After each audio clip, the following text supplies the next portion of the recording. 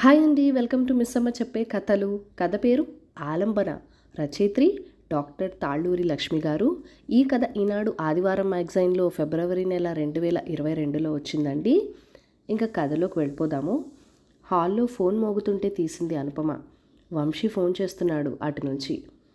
అమ్మా, రేపటితో మా ఇంటర్న్షిప్ అయిపోతుంది. రేపు రాత్రికల్లా నేను మనోజ్ఞ ఇంటికి వచ్చేస్తాం అనగానే అనుపమ మొహం ఆనందంతో మతాబులో వెలిగిపోయింది. వంశీ ఎంత మంచి కబురు చెప్పాడు. ఈ రోజు కోసం ఎన్ని సంవత్సరాల నుంచి ఎదురు చూస్తోంది చెప్పింది వంశీతో. చాలా సంతోషంగా ఉందిరా వంశీ. అంకుల్కి కూడా ఫోన్ చేసి చెప్పండి, సంతోషపడతారు అంది. మనోజ్ఞ ఎప్పుడో చేసేసిందమ్మా, నేనే పనిలో పడి కొంచెం ఆలస్యం చేశాను. సరే ఉంటాను అని చెప్పి ఫోన్ పెట్టేశాడు వంశీ. అనుపమకిక కుదురుగా ఉండడం సాధ్యం కాలేదు. ఏ పని చేస్తున్నా వంశీని గుర్తుకు రాసాగాడు. కాలం ఎంత వేగంగా పరిగెడుతోంది. నిన్నగాక మొన్నేగా వంశీని మెడికల్ కాలేజ్లో చేర్చింది. అప్పుడే 5.5 సంవత్సరాలు గడిచిపోయాయి. అనుపమకి గతించిన కాలం సినిమాలో రీలేలాగా గిర్రన తిరగసాగింది. అనుపమ ఎన్నటికీ మర్చిపోలేని రోజు వంశీకి మెడిసిన్లో సీటు వచ్చిన రోజు. సిటీకి 60 కిలోమీటర్ల దూరంలో ఉన్న ఒక చిన్నపాటి టౌన్లో కట్టిన మెడికల్ కాలేజీలో వంశీకి సీటు వచ్చిందని తెలిసిన ఆ రోజు అనుపమ పడిన సంతోషం అంతా ఇంతా కాదు. వంశీ నాన్నగారు పోయాక ఆయన వంశీ గురించి కన్న కలల్ని సాకారం చేయటానికి 4 ఏళ్లుగా తను వంశీ పడిన కష్టాలకు ప్రతిఫలం దక్కినందుకు ఎంతగానో మురిసిపోయింది. ఆ రోజు వంశీని కాలేజ్లో చేర్పించాల్సిన రోజు. ఇద్దరూ వంశీకి కావాల్సిన సామానంతా 2 బ్యాగుల్లో సర్దుకొని పొద్దుటే ఆర్టీసీ బస్సులో బయలుదేరి 10 గంటలకల్లా ఆ చిన్న టౌన్ చేరుకున్నారు. బస్టాండ్ నుంచి మెడికల్ కాలేజ్కి 6-7 కిలోమీటర్ల దూరం ఉంటుంది. బస్టాండ్లో ఆటో చేసుకుని కాలేజీకి బయలుదేరారు. సగం దూరం వెళ్ళేసరికి టైర్ పంచర్ అయి ఆటో ఆగిపోయింది. స్టెఫ్నీ కూడా లేకపోవడంతో ఆటో డ్రైవర్ టైర్కి పంచర్ వేయించుకొని వస్తానని వెళ్ళిపోయాడు. వేరే ఆటో వస్తే దానిలో మీరు వెళ్ళిపోవచ్చు అని చెప్పి. అనుపమ, వంశీ మరో ఆటో ఏదైనా వస్తే ఆపడానికి రోడ్డుపైనే ఎండలో నిలబడ్డారు. ఎంతసేపటికి ఒక్క ఆటో కూడా రాకపోవడంతో ఏం చేద్దామా అని ఆలోచిస్తుండగా వీరి పక్క నుంచి ఒక మెరూన్ రంగు కారు కొంచెం ముందుకు వెళ్ళాగి మళ్ళీ రివర్స్ చేసుకుని వచ్చి వారి పక్కనే ఆగింది. అందులో నుంచి ఒక అమ్మాయి దిగి, లిఫ్ట్ కావాలా ఆంటీ అని అడిగింది. అనుపమ తలుపడంతో అయితే ఎక్కండి అని వంశీని అనుపమని కారెక్కించుకుంది. వాళ్ళిద్దరూ కారెక్కగానే, నా పేరు మనోజ్ఞ, డ్రైవ్ చేస్తున్నది మా నాన్నగారు మనోహర్. నన్ను మెడికల్ కాలేజ్లో చేర్పించడానికి తీసుకెళ్తున్నారు. మీరు కూడా మెడికల్ కాలేజ్కినా అని అడిగింది. అవునని చెప్పి అనుపమ, వంశీ తమని తాము పరిచయం చేసుకున్నారు. మెడికల్ కాలేజ్ చేరగానే ప్రవేశానికి అవసరమైన తతంగమంతా పూర్తి చేసుకుని కాలేజ్కి దగ్గరలోనే ఉన్న హాస్టల్స్లో కూడా అడ్మిషన్ పనులు పూర్తి చేసుకున్నారు. బాయ్స్ హాస్టల్స్, గర్ల్ హాస్టల్ పక్కపక్కనే ఉన్నాయి. వంశీ, మనోజ్ఞ తమకు కేటాయించిన గదుల్లో సామాన్లు సర్దుకుని బయటికి వచ్చారు. అప్పటికే లంచ్ టైం కావడంతో నలుగురు కలిసి కాలేజ్ క్యాంటీన్లో భోజనం చేశారు. భోజనం చేస్తుండగా మనోజ్ఞ అడిగింది, మీరుండేది కూడా సిటీలోనేనా ఆంటీ అని. అవునమ్మా, శ్రీనగర్ కాలనీలో ఉంటాం జవాబిచ్చింది అనుపమ. అంటే మీరుండేది మాకు దగ్గరలోనే అనమాట. మేముండేది జూబ్లీ హిల్స్లో. అయితే నాన్న, వెళ్ళేటప్పుడు ఆంటీని వాళ్ళ ఇంటి దగ్గర డ్రాప్ చేసి వెళ్ళండి అంది మనోజ్ఞ. అయ్యో, మీకెందుకండి, నన్ను బస్టాండ్ దగ్గర దించేస్తే బస్సులో వెళ్ళిపోతాను అంది అనుపమ. అంతవరకు వాళ్ళ మాటల్లో ఎక్కువ కల్పించుకొని మనోహర్, ఇందులో కష్టమేముందండి, నేనెటూ సిటీకేగా వెళ్తోంది, మీకు అభ్యంతరం లేకపోతే నాతో రావచ్చు అన్నాడు. మనోజ్ఞ మరింత బలవంతం చేయడంతో ఒప్పుకోక తప్పలేదు అనుపమకి.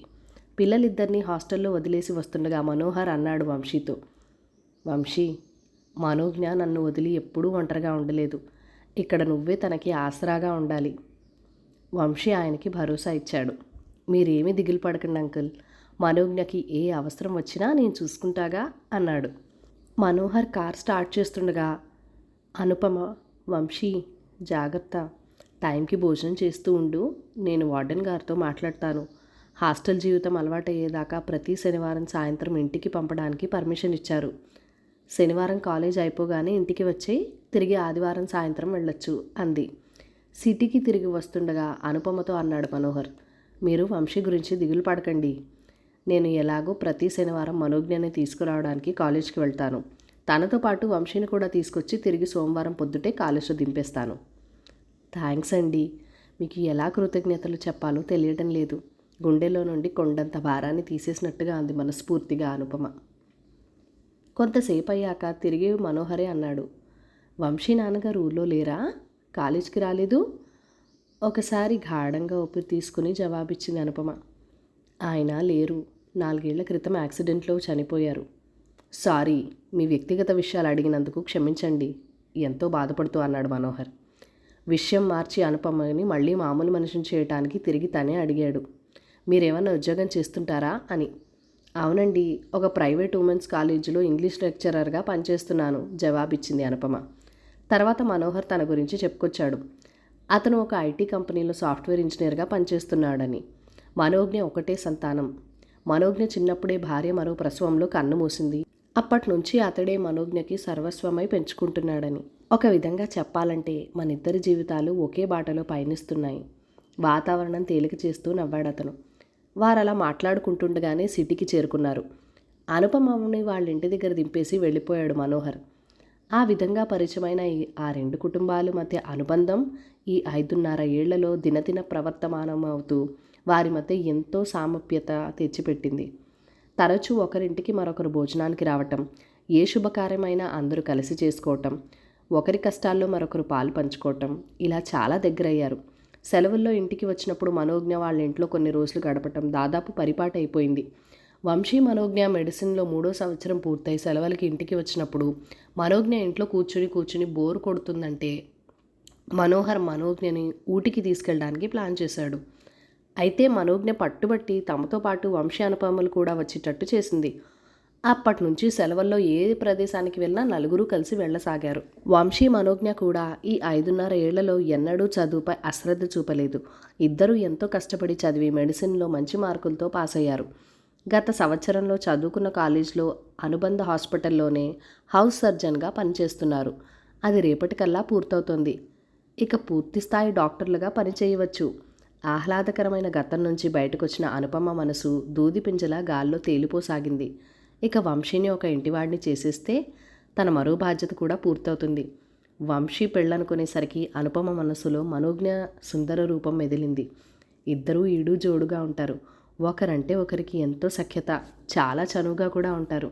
మనోజ్ఞ ఎంతో మంచమ్మాయి, చాలా చలాకీగా ఉన్న ఎంతో మృదు స్వభావరాలు. ఆ అమ్మాయి చెంగున ఇంట్లో తిరుగుతుంటే ఇంటికే కళ వచ్చేస్తున్నట్టుంది. మనోజ్ఞ తోడైతే వంశీ జీవితానికి ఎంతో ఆనందంగా, ఉల్లాసంగా, ఎటువంటి ఒడిదుడుకులు లేకుండా సాగిపోతాయి. వారిద్దరినీ ఒకటి చేయాలనే భావనతో అనుపమ ఒక తీయటి అనుభూతికి గురైంది. ఆ విషయం గురించి ముందుగా మనోహర్ గారి అభిప్రాయం కూడా తెలుసుకుంటే ఆ తర్వాత వంశీ మనోజ్ఞల ముందు ప్రస్తావించవచ్చు. ఈరోజే మనోహర్ గారితో మాట్లాడాలి అనుకుంది అనుపమ. అనుకున్నట్లుగానే అనుపమ ఆ రాత్రే ఫోన్ చేసి మనోహర్కి తన మనసులో మాట చెప్పి అతని అభిప్రాయం కూడా అడిగింది.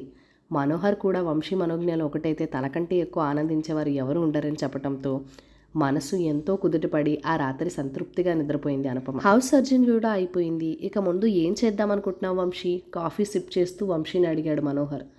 వంశీ మనోజ్ఞలు చదువు ముగించుకుని ఇళ్లకు వచ్చి దాదాపు వారం రోజులైంది. ఆ రోజు మనోహర్ మనోజ్ఞని డిన్నర్కి పిలిచింది అనుపమ. మర్నాడు ఆదివారం కావడంతో డిన్నర్లో ఎటువంటి తొందర లేకుండా తీరికగా చేయొచ్చని. భోజనాలు పూర్తయ్యాక నలుగురు డ్రాయింగ్ రూమ్లో కూర్చుని మాటలు మొదలుపెట్టారు.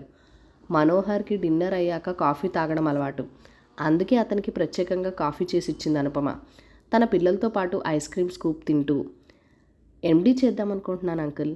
మరో 3 నెలల్లో నీట్ పరీక్షలున్నాయి. నేను మనోజ్ఞ ఎప్పుడో ప్రిపరేషన్ మొదలుపెట్టాం. ఇద్దరం ఎయిమ్స్లో సీట్ కోసం ప్రయత్నిద్దామనుకుంటున్నాం అన్నాడు. వంశీ మాటలకు చివుక్కున తలెత్తి చూసింది అనుపమ. అతని మాటలతో ఏకీభవిస్తున్నట్లు మనోజ్ఞ కూడా తల తిప్పుతోంది. స్పెషలైజేషన్ ఏం చేద్దామనుకుంటున్నారు? యథాలాపంగా అడిగాడు మనోహర్. నాకైతే ఇంటర్నల్ మెడిసిన్ చదవాలనుంది. మనోజ్ఞ గైనకాలజీ చేస్తానంటోంది. చాలా మంచి నిర్ణయం తీసుకున్నారు వంశీ. ఈ కాలంలో మెడిసిన్ చదువు ఒక పరిధి అంటూ పెట్టుకోలేము. డిఎం డిగ్రీ పూర్తి సర్వసాధారణమైపోయింది. ఎంత చదివినా నేర్చుకోవాల్సింది ఇంకా ఎంతో ఉందనిపిస్తోంది. వాళ్ళ మాటలు వింటూ మనోహర్ కేసి అర్థింపుగా చూసింది అనుపమ. ఆమె మనోగతం అవగతం చేసుకున్నట్లు తన మాటలకి వంశీ స్పందించకముందే తిరిగి అన్నాడు మనోహర్. అయితే మాలాంటి తల్లిదండ్రులు సంతోషపడేది, సంపూర్ణంగా తృప్తి చెందేది పిల్లల చదువులు ముగిశాక ఉద్యోగాలు సంపాదించుకొని పెళ్ళిళ్ళు చేసుకుని ఒక ఇంటి వారిగా స్థిరపడినప్పుడు. ఆ ప్రక్రియ ఎంత వేగంగా పూర్తవుతే అంత ఆనందిస్తారు. అందరిలాగానే మీ అమ్మగారు, ఒక విధంగా చెప్పాలంటే నేను కూడా మీ ఇద్దరి విషయంలోనూ త్వరలోనే ఇదే జరగాలని ఆశిస్తున్నాం అన్నాడు. మా పెళ్ళా? ఆశ్చర్యంగా చూశాడు వంశీ. అవును, మీ పెళ్ళే మధ్యలో కలగజేసుకుంటూ అంది అనుపమ. మనోహర్ గారు, నేను అనుకున్నది ఏంటంటే మనోజ్ఞకి నీకు అభ్యంతరం లేకపోతే మీ ఇద్దరికీ త్వరలో పెళ్లి చేయాలని. ఆ తర్వాత పై చదువులు చదవాలా, ఉద్యోగాలు చేయాలా అనేది మీ ఇద్దరు కలిసి నిర్ణయించుకోవచ్చు అంది. ముఖాన విస్మయం ప్రదర్శిస్తూ వంశీ మనోజ్ఞ వైపు చూశాడు. ఆ అమ్మాయి ముఖంలోనూ అదే రకమైన భావోద్వేగం కనిపిస్తోంది. కొద్దిసేపు ఇద్దరు కళ్ళతో మాట్లాడుకున్నాక మనోజ్ఞ అంది, వంశీ, కాగల కార్యం గంధర్వులే తీరుస్తారన్నట్టు ఇక ఆలస్యం ఎందుకు చెప్పు అంది. మనోజ్ఞ మరోసారి హెచ్చరించాక ఒకసారి దీర్ఘంగా ఊపిరి పీల్చుకొని గొంతు విప్పాడు వంశీ. అమ్మా, మీ మనసులో ఈ విధమైన ఆలోచన ఉందని నేను, మనోజ్ఞ అస్సలు ఊహించలేదు. లేకుంటే ఎప్పుడో మీకు విశదపరిచేవాళ్ళం మా మనసుల్లో అటువంటి ఆలోచన లేదని. మా ఇద్దరికీ ఒకరిపై ఒకరికి ఎంతో అభిమానం, ఆప్యాయత, గౌరవం ఉన్నాయి. కానీ అవి మీరు అనుకున్నట్లు పెళ్లికి దారితీసి ప్రేమ ఇష్టము కాదు. మేము పరస్పరం ఒకరి మంచి కోరుకునే మంచి స్నేహితులం మాత్రమే. మా ఇద్దరి మనోగతాలు, ఆలోచనలు ఎప్పుడూ ఒకే పంథాలో ఉంటాయి అన్నాడు వంశీ. ఈసారి తెల్లబోవడం అనుపమ, మనోహర్ల పనైంది. వారి ముఖాల్లో కదలాడుతున్న ఆశాభంగాన్ని గమనిస్తూ తిరిగి కొనసాగించాడు వంశీ. అమ్మా, నిజానికి మనోజ్ఞ నేను కలిసి మీ ఇద్దరికీ ఒక విషయం గురించి ఎప్పటినుంచో మాట్లాడదాం అనుకుంటున్నాం. సందర్భం కుదరక, ధైర్యం చేయలేక ఇంతవరకు ప్రస్తావించలేదు. మా ఇద్దరితోనా? ఏ విషయం గురించి? ప్రశ్నార్థకంగా చూసింది అనుపమ. విషయం ఎలా చెప్పాలో మనసులో మధించుకుంటున్నాడు వంశీ. కొంచెం సమయం తీసుకొని తిరిగి సాగించాడు. మనోజ్ఞ నేను ఈ విషయం గురించి దాదాపు 2 ఏళ్ల నుంచి చర్చించుకుంటున్నాం. అన్ని కోణాల్లోంచి ఆలోచించాం. మా ఇద్దరికీ ఎంతో బాగా మనసుకి హత్తుకునేలా నచ్చింది. ఇలాగే కనుక జరిగితే ఎంత బాగుంటుందోనని ఎన్నోసార్లు అనుకున్నాం. అయితే ఈ విషయం చెప్తే మీ ప్రతిస్పందన ఎలా ఉంటుందో అనే జంకుతో ఇంతకాలం చెప్పలేదు. ఇప్పుడు మెడిసిన్ పూర్తి చేసుకుని మేమిద్దరం జీవితాల్లో మరో దశకి అడుగు పెడుతున్న తరుణాన ఈ విషయం మీద మీరు ఎలాంటి నిర్ణయం తీసుకున్నా మన జీవితాల మీద దాని ప్రభావం ఎక్కువ ఉండదని ఈ అంశాన్ని మీ ముందు ఉంచుతున్నాం. మీరు ఎలాంటి నిర్ణయం తీసుకున్నా మాకు సమ్మతమే. అయితే సానుకూల నిర్ణయం తీసుకుంటే మటుకు మేమెంతో సంతోషిస్తాం. ఇక సాగదీక అసలు విషయం ఏంటో చెప్పరా బాబు, ఈ ఉత్కంఠ భరించలేకపోతున్నాను కొద్దిగా అసహనంతో కూడిన కంఠంతో అంది అనుపమ. నేను చెప్తాను ఆంటీ, ముందుకొచ్చింది మనోజ్ఞ. వంశీ, నేను ఎంతగానో కోరుకునేది, అభిలాషించేది ఏమిటంటే మీరు నాన్నగారు పెళ్లి చేసుకుని దంపతులవ్వటం, మీ జీవితాల్ని నందనవనాలుగా చేసుకుని హాయిగా జీవించడం. ఏంటి? మనోజ్ఞ చెప్పటం పూర్తి కాకముందే ఏకకంఠంతో అరిచారు అనుపమ, మనోహర్లు. అప్పటికే అనుపమ మొహం రంగులు మారడం ప్రారంభించింది. ఒక విధమైన చెప్పలేని సిగ్గుతో, లజ్జతో, అభిమానంతో. అవును అంకుల్, మీరు విన్నది నిజమే. మేమిద్దరం మనసారా కోరుకునేది మీరిద్దరూ ఒకటే ఆనందంగా ఒకరికొకరు తోడు నీడై జీవించాలని అన్నాడు వంశీ. మనోహర్కి ఏం మాట్లాడాలో పాలుపోలేదు.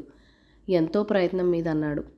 అది కాదు వంశీ, ఈ వయసులో మాకు పెళ్ళేంటి? అదేంటి అంకుల్ అలా అంటారు? ఇప్పుడు మీ వయసు ఎంత మించిపోయిందని? ఆ అమ్మకి 46 దాటలేదు, మీకు 50 దాటలేదు.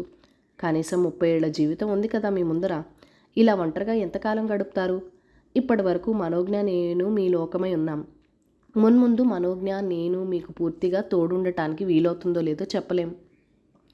మా వృత్తి జీవితాలతో సంసార జంజాటంలో పడి మీతో ఎంతసేపు గడపగలుగుతామో మాకు కూడా తెలీదు. అందుకే మీకంటూ ఒక ప్రత్యేకమైన జీవితం, ఒక జీవన సహచరుడు ఉండాలి. అమ్మకి మీరు, మీకు అమ్మ గత 6 ఏళ్లుగా బాగా తెలుసు. ఒకరంటే ఒకరికి గౌరవం, అభిమానం కూడా ఉన్నాయి. ఇద్దరి అభిరుచులు కూడా బాగా కలుస్తాయి. నాకు తెలిసి మీరు కలిసి జీవించడానికి ఒప్పుకుంటే మీ జీవితాలు ఎంతో ఆనందంగా సాగిపోతాయి. ఒకరికొకరు జీవితాంతం ఆలంబనగా నిలుస్తారు. దయచేసి ఒప్పుకోండి అంకుల్, అర్థింపుగా అన్నాడు వంశీ. మీకు పెళ్ళ చేయాల్సిన వయసులో మాకు ప్రేమేమిట్రా, పెళ్ళేమిట్రా మీ పిచ్చి కాకపోతే? ఎంతో లోతైన భావనలోంచి వస్తున్నట్టుగా బలహీనంగా వినపడుతోంది అనుపమ గొంతు. మనోజ్ఞ అనుపమ పక్కకి చేరి ఆమె చేతుల్ని తన చేతుల్లో ఆప్యాయంగా తీసుకుంటూ అంది. ఆంటీ, ఆ అమ్మ ప్రేమ అంటే తెలియకుండా పెరిగిన దాన్ని. మీరు కలిసాకే అమ్మ ప్రేమలోని మాధుర్యం ఎలా ఉంటుందో తెలిసింది. మీరు నాన్నగారు కలిసి ఉంటే రేపు నేను పెళ్లి చేసుకున్నాక కూడా నాకంటూ ఒక పుట్టిల్లు, ఒక అమ్మ నాన్న ఉంటారు. మీ దగ్గర నేను అమ్మ ప్రేమని సంపూర్ణంగా జీవితాంతం పొందగలుగుతాను. నా కోసం నాన్న, వంశీ కోసం మీరు మీ సరదాలను చంపుకొని ఎంత త్యాగం చేశారో మా ఇద్దరికీ బాగా తెలుసు. ఇక మీదైనా మీకోసం మీ ఇద్దరూ జీవించాలన్నదే మా ఇద్దరి ఆకాంక్ష. దయచేసి ఒప్పుకోండి ఆంటీ. మీ సంగతి అటుంచి ఈ సమాజం నవ్విపోదు పెళ్ళిడికి వచ్చిన పిల్లల్ని పెట్టుకుని తగుదునమ్మా అని సిగ్గు లేకుండా పెళ్లి చేసుకున్నారని చివరి ప్రయత్నంగా సమాజం గురించి ప్రసక్తి తెచ్చింది అనుపమ. నాకు మనోజ్ఞకి లేని అభ్యంతరం ఈ సమాజానికి ఎందుకమ్మా? ఉంటే మాకుండాలి. మేమే పెళ్లి చేసుకోమని మిమ్మల్ని ప్రోద్బలం చేస్తుంటే అభ్యంతరం చెప్పడానికి వాళ్ళెవరమ్మా? ఈరోజు మిమ్మల్ని ఎవరైనా విమర్శించారా? మనం ఎవరం పట్టించుకోవాల్సిన అవసరం లేదు.